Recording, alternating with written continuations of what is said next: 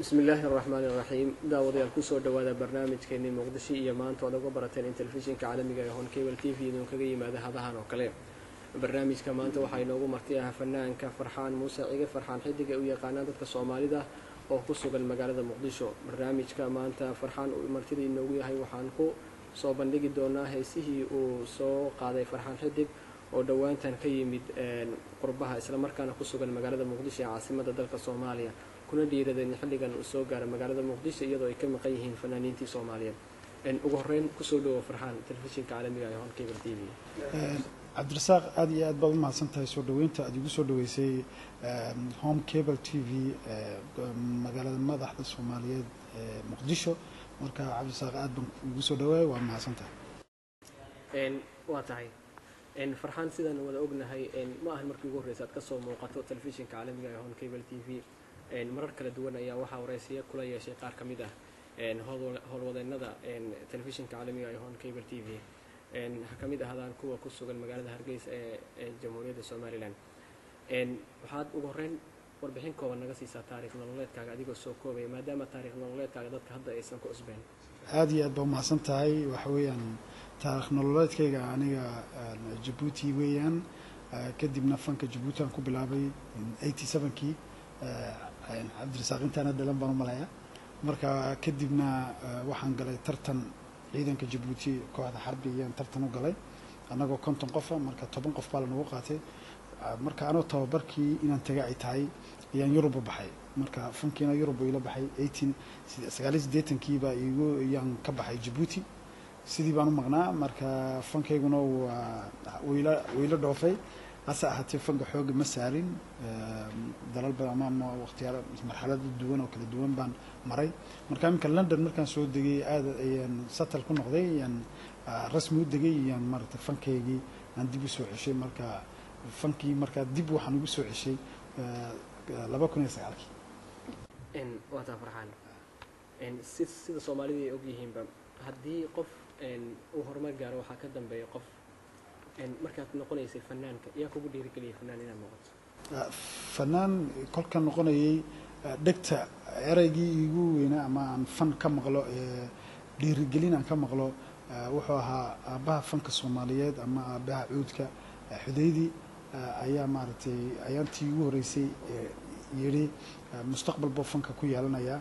marka sida daraadeed baan ugu dhiiranaa mar walba inaan maartay marwan ka libkeeni doono waa tahay Farxaan markaynu ka hadalno dhanka caqabadaha ka soo wajahay intii aad noqotay fanaanimada inta badan waalidiinta ilmahooda way kala cararaan fanaanimada ma jireen caqabado ka soo wajahay dhanka waalidka markii aad noqonaysay fanaan markii aan Afrika joogay aan Djibouti joogay waan ku shaqo tagayo shaqeeyay oo ciidankan ku qaadayo nin ku shaqeynayaan haba base markii aan Yurub tagayna fankii aan xoog ma saarin oo mustaqbalkayga reerkayga sidaan danteeda u raaci lahaan baan xoog saaray marka waalid la joogay marka ma jirin marka kolkii dambana nin hadii weyn baan noqday oo isku taliyay inta Ilaahay ka sokaysa waa tahay haatan waxaad ku sugan tahay magaalada caasimadda ee Soomaaliya ee Muqdisho sida aan la soconana iminka magaalada Muqdisho way ka soo horeynaysaa sidii ahayd awal oo waxaa ku soo laabanay dadkii qurba joogta ah ee ku sugnaa dalka dibadiisa muddadii dalka Soomaaliya burburka uu ku jiray sidaynu ognahay dalka Soomaaliya waxaa ka maqan fanaaniintii hobalada waa bari kuwoodii ugu caansanaa yaa xilligan kugu dhiirigeliyay inaan Muqdisho soo gaarto waa su'aal fiican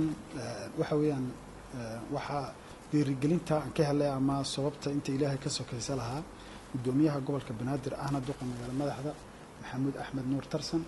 oo hadda ka hor 3 bilood ka hor yimiday London ayaa ka codsaday fanaaniinta geesaha adduunka ku kala nool ama iyo udub dhexaadkii fanka Soomaaliyeed fanka maartay ummadan dhagahooga wax ku shubay ayuu ka codsaday laba arrimoodba ka codsaday mid waa mid inay Muqdisho nabad tahay sawir qaldan baa Muqdisho laga aaminsan yahay in meel halaaga oo dagaal iyo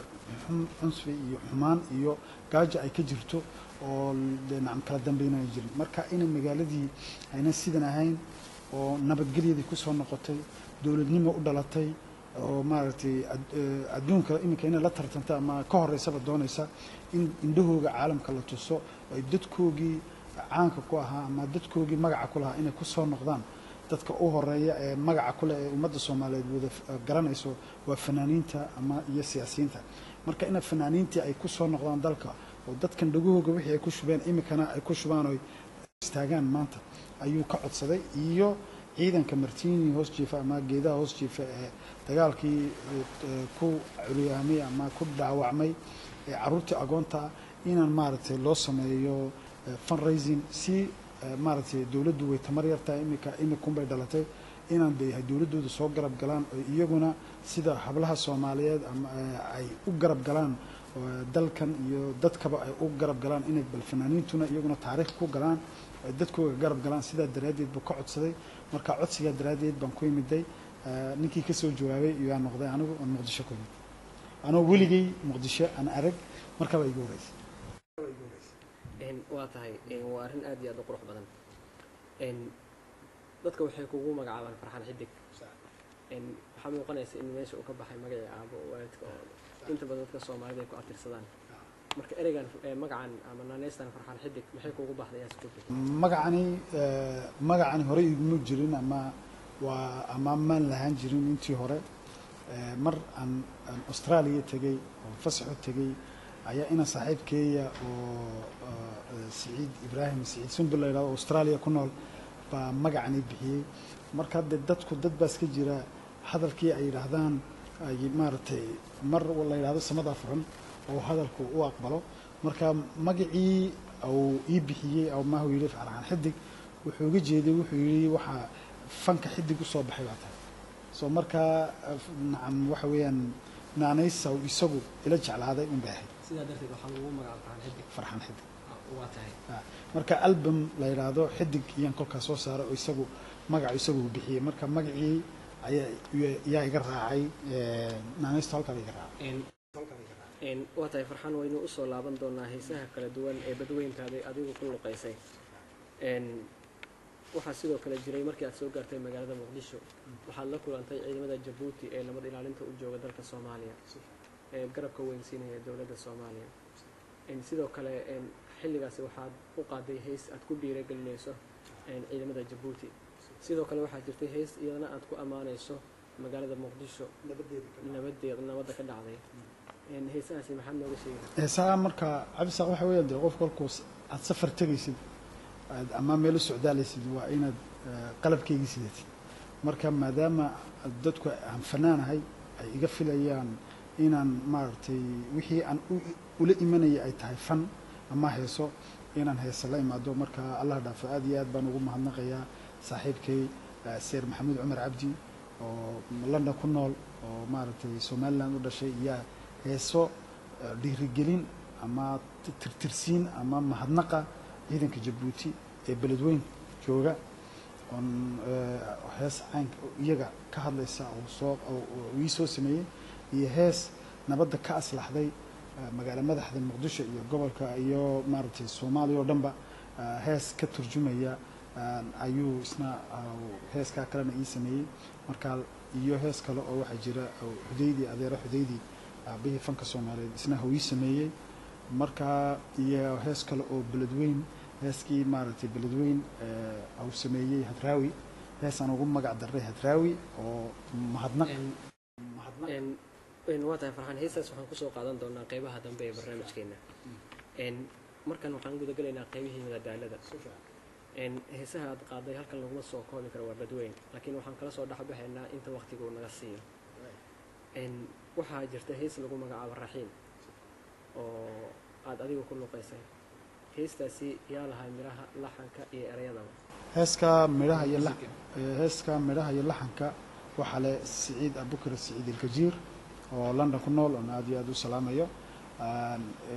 iyo miisigana waxa lahaa Cabdixakiin Faryare inaan fanaana oo musician ah walaalkay aad baan u salaamay isagana marka heeska raxiin sidaaba waxa weeyaan waa gabadha xaaskayga magacayga marka saaxiibkayga ilka jiir baa sameeyay waanan uga mahad celinay waa tahay daawadayaal inala daawada heesta raxiin ee uu ku luqeeyo fanaanka Farxaan Muuse Cige Farxaan Xidig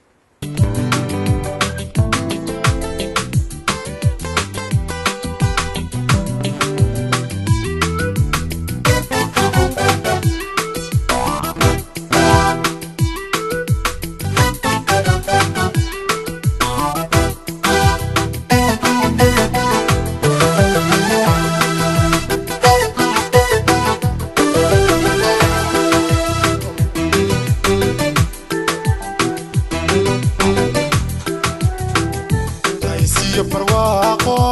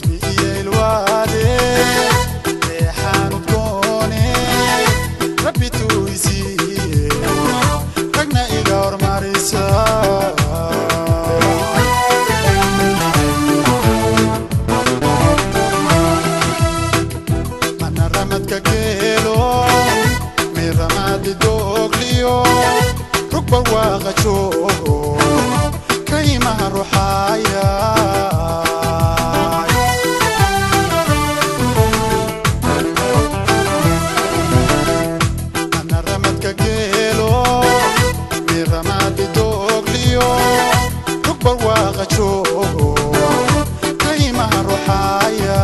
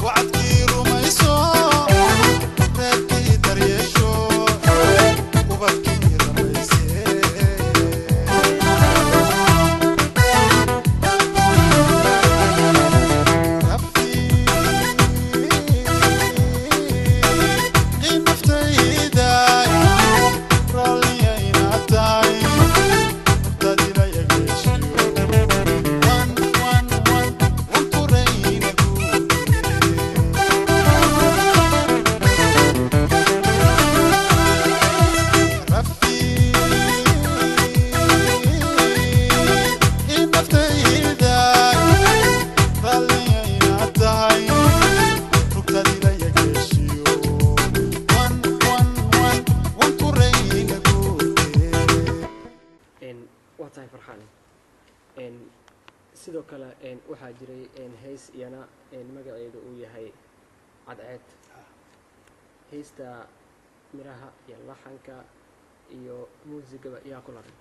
heeskaasi waxa sameeyay saaxiibkay madaxa waxa la maxamed xaaji dhagayare oo xaaji dubay loo yaqaano oo reer London aad baan u salaamaya laxanka iyo muusiga iyo tumistan waxa la Sir Maxamed Umar Cabdi aniguna ku luqay taasi waxay soo baxday 2011 dhamaadkiisii waa tahay daawadayaal mar kale nala daawada heesta Farxan Xidig oo ku luqeeyo ee lagu magacaabo cadceed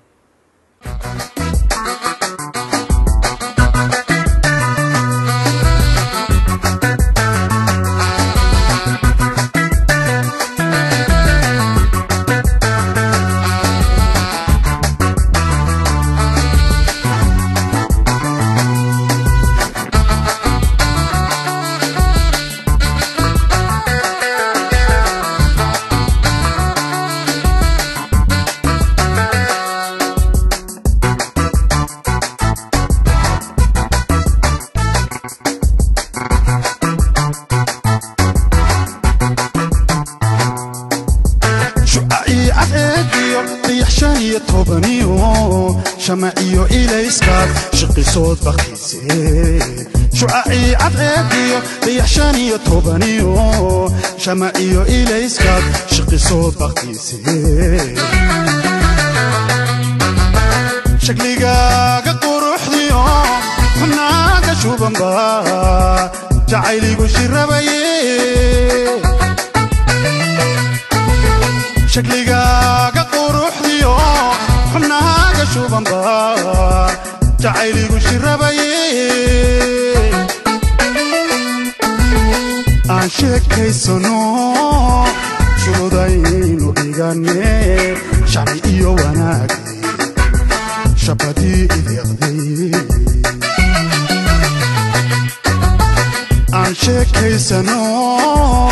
شوداينو إيغاني شعبي إيو وناكي شبادي إذيغدي مشورنا عشقا مشوشوبنا عشقا مشوشوبنا عشقا مشوشوبنا عشقا مشوشوبنا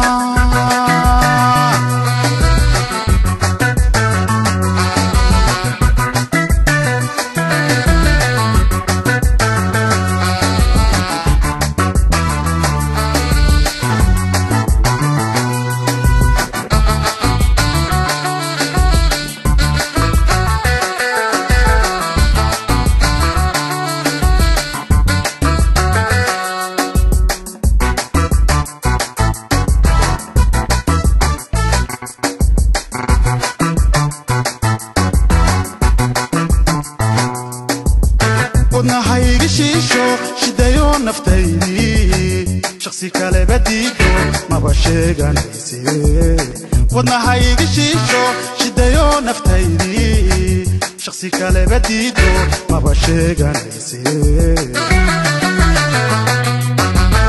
مشاريري كرايو شاديركينا ديديو شكالو معايي مشاريري كرايو شاديركينا ديديو شكالو معايي عاشقكي سنو شوداينو إيغاني شعبي إيو وناكي شبادي إديغدي عاشقكي سنو شوداينو إيغاني شعبي إيو وناكي شبادي إديغدي مشورنا عشقا مشوشوبنا عشقا مشوشوبنا عشقا مشوشوبنا عشقا مشوشوبنا الله إلهي وحبا كدعي هيستاسي وحا ايد هيس آدي آدو معانا وكل قيه فنان كفرحان حدق او برنامج كان مقدشو إيا مانتا مرتين هو إسلام مركانا كسوغا المقالة عاصمة داي مقدشو إنagoo dib ugu soo laabanayna dhankii heesaha waxaa sidoo kale iyana jiray hees iyana lagu magacaabo marwo uu sameeyey miraha iyo laxankaba uu lahaa sayid maxamuud sidoo kalena waxaa iyana jireen heese kale oo aad u tiro badan adiga aad qaaday heestan marka marwo maxay ku timid heeskan marwo waxay ku timiday sayid maxamuud cumar cabdi walaalkay waa hees uu xaaskayga ku ammaanayo uu leeyahay nacam markuu arkay inay marwo nacam iyo qosolka iyo farxadda iga muuqata uu arkay iyuu hees ugu mahadnaqayey oo saaxiibkay uu leeyahay nacam farxaddiisaan ka dareemaya ayuu heeska iigu sameeyey oo gabadha ugu mahadnaqay waa tahay daawadayaal mar kale inala daawada heesta marwo ee uu ku luqeeyo fanaanka farxaan muuse cige farxaan xidig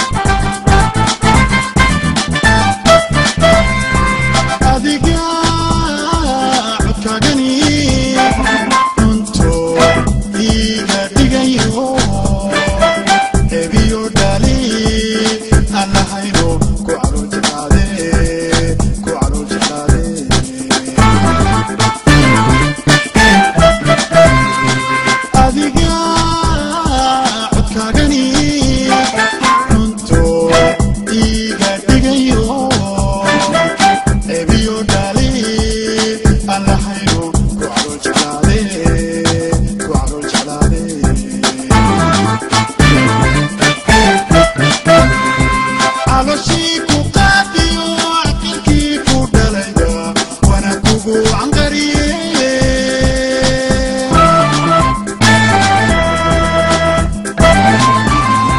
علشي كقاضي عقلكي كدلنا وانا كوكو عنقري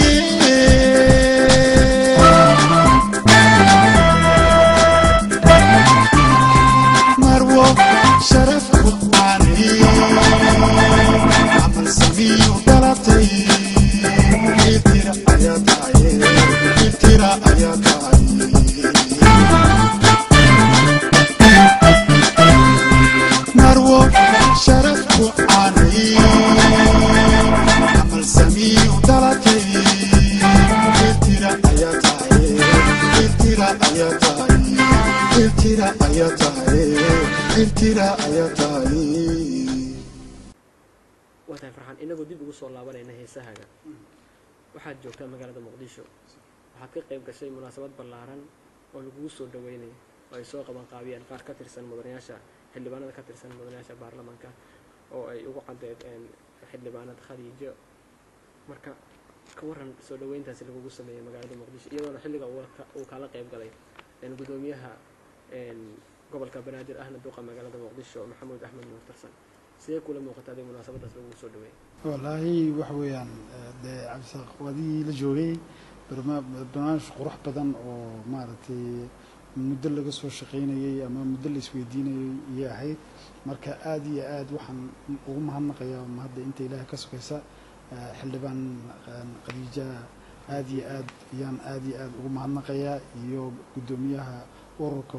hooyooyinka Soomaaliyeed Marwo Batuula iyo gudoomiyaha ururka gobolka Banaadir Jawaahir Barqab marka aad iyo aad baan maaragtay uga mahad celinayaa sida ay quruxda badan leh maaragtay ama qadarinta weyn iyo qiimeynta ay sameeyeen walaalkay gudoomiyaha Tarsana aad iyo aad baan ugu mahadnaqayaa sawirka quruxda badan leh ee maanta caalamka ama adduunka shanta geesood ee qaaradda adduunka ay Soomaali ku nooshahay inaan maanta hiil anigana hiil walaal ciidanka hiil walaal inaan soo garab joogsado iyaguna ciidan ahaan bay ku soo garab joogsadeen anna fan ahaan ku soo garab joogsado ayaanka ay ku simay waana isagana maaragtay sababta inta ilaahay ka sokaysa lahaa aad baan ugu mahadnaqayaa tanade waxa weeyaan Djibouti waxa weeyaan yar iyo weyn iyo madax iyo mujaba waa laga siman yahay madax in maaragtay ay Soomaaliya cagahayga isku taagto waa dad Soomaali aad baan u jecelahay in sidii loogu faani jiray ama ay adduunka uga muuqatay Soomaaliya inay ku soo noqoto oo meel ka sii fiican ay joogsato dadka reer Djibouti yar iyo weyn ayay niyadna ka rabaan qalbigana ka rabaan actionna ay sameeyaan ama ay ficilkiina ku dareen marka ilaahay aan noo dhabeeyo muraadkan wada rabno insha Allah waa tahay farxan xidig waxaad joogtaa magaalada Muqdisho sawirka kaaga muuqanaya magaalada caasimadda ee Muqdisho xilli aad ku sugan tahay adna ku dhiiratay in aad soo gaarto magaalada caasimadda ee Muqdisho ma inoo sheegi kartaa sawirka kaaga muuqda Muqdisho adigoo hadba qaybaha kala duwan ee Muqdisho booqda isla markaana casuumaad kala duwan ay ku sameeyaan qaar ka tirsan dadka reer Muqdisho horta dee Muqdisho imika waxa weeyaan inaan maalin joogin baan ismoodaya waxa weeyaan imika 2 bilood iyo bar baan joogaa inaan maalin joogay isma moodayo waa magaalo qurux badan waxa weeyaan nacam dadku dhulka Yurub ama dhulka kale rajo dhig baa jirto dadku mustaqbal ku soo madoobay dadku arkaan Yurub oo recession waxa taabtay shaqo la'aan dhib iyo pollution halkan waxa weeyaan wax la yiraahdo pollution ma laha adduunkii waxa weeyaan xaggana la soo wada eegaya badda madow ee quruxda badan leh bluega cuntadan freshka hawadan freshka marka waxa weeyaan aan waxaan idhaahdaa qarnigan Malaysia qarniga ayaan idhaahdaa Muqdisho ayay noqonaysaa ma ta Soomaaliya Malaysia qarniga ay noqonaysaa ilaahay noo rumeeyo wayna u socotaa dariiqeygii u socotaa ma sha Allah waa tahay markan waxaynu dib ugu soo laabanaynaa dhankii heesaha markan dadka daawadayaasha aniga waxa u soo qabanaya heesta lagu magacaabo udub xoog miraha iyo laxanka iyo music iyo askala محمد سجال بالي أبوان عادي بقالي وهي بدني سمية لحن كان واحد سمي مصطفى كيكو محمد مصطفى كيكو يعني عادي سجى أبوان كواد بنو سلامية muusigana waxaa tumay Axmed Saalax marka heeskaasi album horan soo saaray ayuu ku jiray aniga saaray halkan waa tahay daawadayaal inala daawada heesta udub xoog ee uu ku luqeeyo fanaanka Farxaan Muuse Cige Farxaan Xidig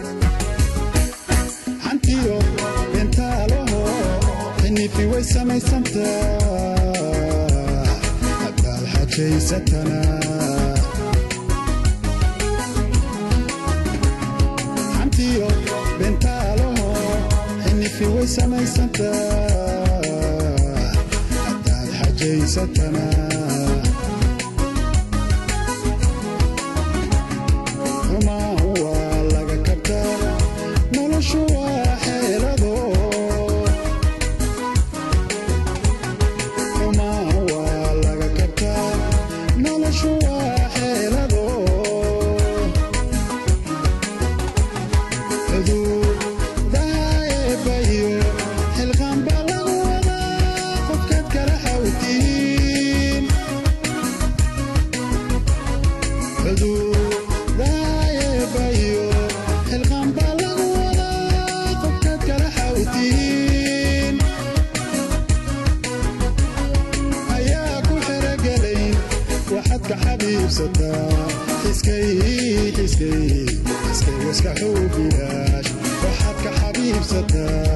حسكي واسكحوا بلاش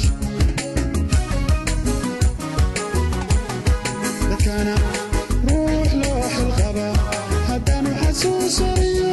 جعلكو حيرينين لكان روح لوح الغبا هدانو حسوس ريو جعلكو حيرينين أياكو حرقلين وحبك حبيب ستا حسكي واسكحوا بلاش وحدك حبيب ستا حسكي واسكحوا بلاش واتاي فرحان waxaynu ku guda jirnaa aan soo gaarnay qaybihii ugu dambeeyay ee barnaamijkeena Muqdisho iyo maanta aad martida ugu tahay telefishinka caalamiga ee Hon Cable TV xafiiskiisa magaalada Muqdisho iminka waxaad sheegtay in aad qaaday hees cusub oo aad ku qaaday magaalada caasimadda ee Muqdisho heestaasi magaceeda miraha iyo laxanka iyo muusiga adilahay heeska nabadda ka hadlaysa waxa sameeyay miraha iyo laxanka waxa isla Sir Maxamed Umar Abdi muusigana waxa tumay Abdisalaam Jimi oo reer London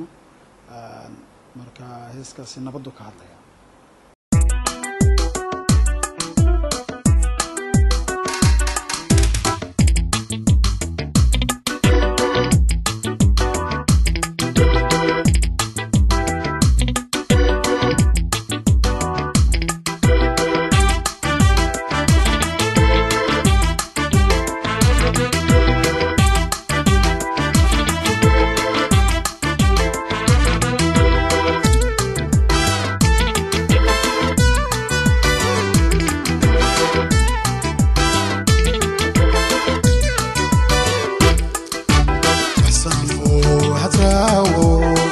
بلد وين هستاد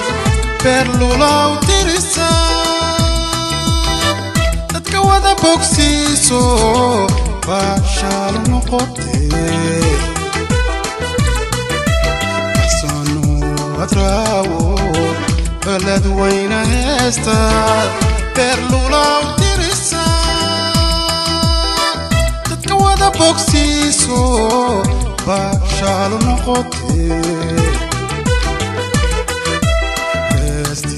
بليدي وندادا عيارتي بلد وين كتالي بيالولاد كقود كيد استي بليدي وندادا عيارتي بلد وين كتالي بيالولاد كقود كيد قلبتا بالعنكي يدبيقيو وراح دحدوديو ديبو بالعسياقي يدكي باحد وينا باركي تلمام نقوي قلبتا فقوشي بالعنكي يدبيقيو وراح دحدوديو ديبو بالعسياقي يدكي باحد وينا باركي تلمام نقوي دعادي بريقي باريقين نقوم قدينة قدرتيو قليدي نووذا بسلادو حدهم بابرارها بلدي عيارها لقوا بريستا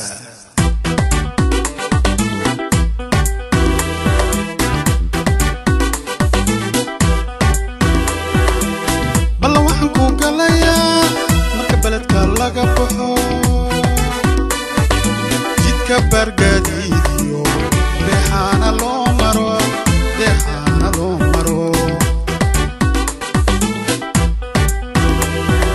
جنت بلديدان برايدر كسوريا وقركي هاتراو هيدا بارور تالي برتمها كفولو كعتنا بابينيا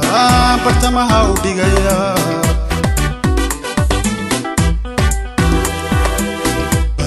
جابوتيو لكبريكا يميديو برعكي كصوبحي يكيد بنادي فوق boqoshowga soo tegay baradii jabuutiyo ninka bari ka yimidiyo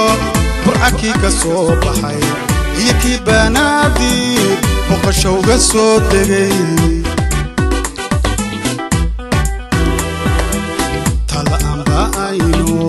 bahda naga dambaysiyo dadku bilicsadaano bugaaga lagu qoro tala'aan la'ayno bahda naga dambaysiyo dadku bilicsadaano bugaaga lagu qoro dadku bilicsadaano bugaaga lagu qoro واتاي فرحان inagoo ku guda jirna gabagabadii yaad ka salaamaysaa halkan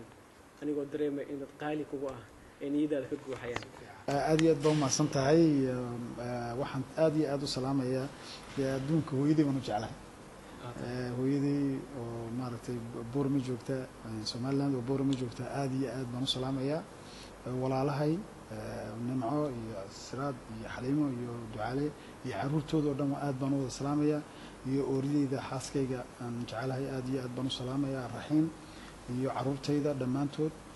waan wada salaamayaa marka iyo asxaabtaydii ehelkayga kale iyo dhammaan